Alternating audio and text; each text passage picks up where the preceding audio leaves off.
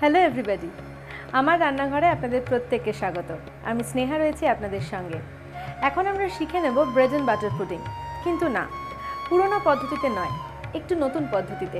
আর রান্নাটা আমাদের শেখাবেন সঞ্চয়িতা আলম। ওয়েলকাম সঞ্চয়িতা দি। ভালো আছো? হ্যাঁ, ভালো আছি। আচ্ছা, ব্রেড অ্যান্ড বাটার পুডিংটার আগে আমি তোমাকে উপকরণগুলো বলে দিই। বলে দাও। আমাদের লাগবে একটু দুধ, 500 মিলিলিটার মতন। এটা আমরা অলরেডি গরম করতে বসিয়ে দিই। আচ্ছা, লো ফ্লেমে? লো ফ্লেমে একটুখানি। বাহ, খুব ভালো। ওকে। তাছাড়া আমাদের লাগছে একটুখানি কাস্টার্ড পাউডার। আচ্ছা, এই কাস্টার্ড পাউডারটা আমরা একটুখানি দুধে গুলে নেব। এই দুধ থেকে একটুখানি দুধ নিয়ে আমরা দুধে একটু কাস্টার্ড পাউডারটা গুলে নেব, যাতে একটা পেস্টের মতন হয়ে যায়। আচ্ছা, গুলতে গুলতে আমি ততক্ষণ তোমাকে অন্য উপকরণগুলো বলে দিই। মাখন, কিশমিশ, চিনি, 2টো ডিম আর 4টে মতো পাউরুটি স্লাইসের বড় বড় মোটা মোটা স্লাইস, বা পাউরুটির যে মিষ্টি বানটা পাওয়া যায় সেইটাকে গুঁড়ো করে নেওয়া। বেশিরভাগ গতানুগতিকভাবে আমরা যে ব্রেড অ্যান্ড বাটার পুডিং করি, আমরা পাউরুটিটাকে স্লাইস করে এক স্লাইস ব্রেড, তার উপরে বাটার, তার উপরে কাস্টার্ড, তার উপরে কাস্টার্ড ডিম, তার উপরে আবার ব্রেড, আবার ওইটা দেখার থেকে এটা অনেক শর্টের ফর্মে আমরা এইটাই তাহলে নতুনত্ব রেসিপিটা। এটাই নতুনত্ব রেসিপিটা। আমরা একবারে পুরো লেয়ারিংটা করে ফেলবো। সেটা কি করে করব? আমাদের দুধটা একটুখানি গরম হয়ে যায়, একটুখানি বাড়িয়ে দিলাম। এবার আমরা দুধের ভেতর কি করব? আমাদের চিনিটা ঢেলে দেবো। আচ্ছা, চিনিটা গরম দুধে গলে যাবে। আমাদের চিনিটা গলে যাওয়ার পরে আমরা এর ভেতরে আমাদের কাস্টার্ডটা দিয়ে দেবো। কাস্টার্ডটা দেওয়ার একটু পরেই দেখবে এটা একদম গাঢ় হয়ে উঠবে। আমরা এটাকে খুব গাঢ় করতে চাই না। আচ্ছা, আমরা এখনই এটাকে খুব গাঢ় করতে চাই না।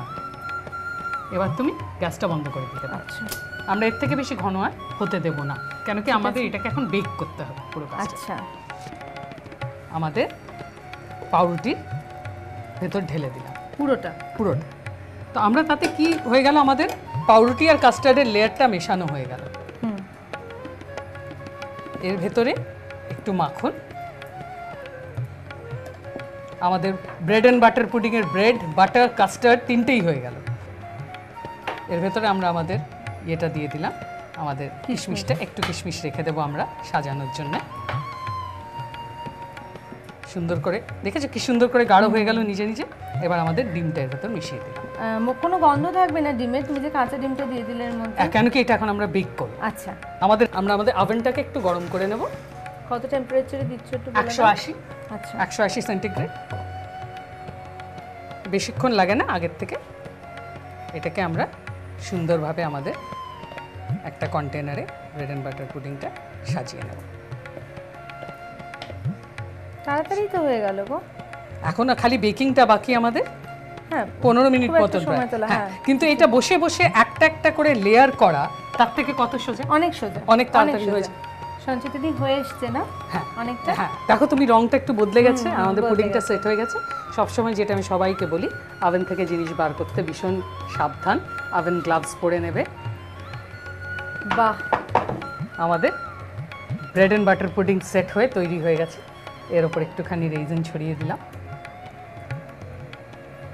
আমি জানি প্রচণ্ড গরম স্নেহা, না আমি ওই জন্যই এখন ট্রাই করব না, কিন্তু ট্রাই তো আমি ডেফিনেটলি করব। কিন্তু আমার খারাপ লাগছে কি যারা এখন দেখছেন তারা ভাবছেন আহা কত সুন্দর হয়েছে, কিন্তু তারা খালি না পাচ্ছেন এই স্মেলটা, না পাচ্ছেন খেতে।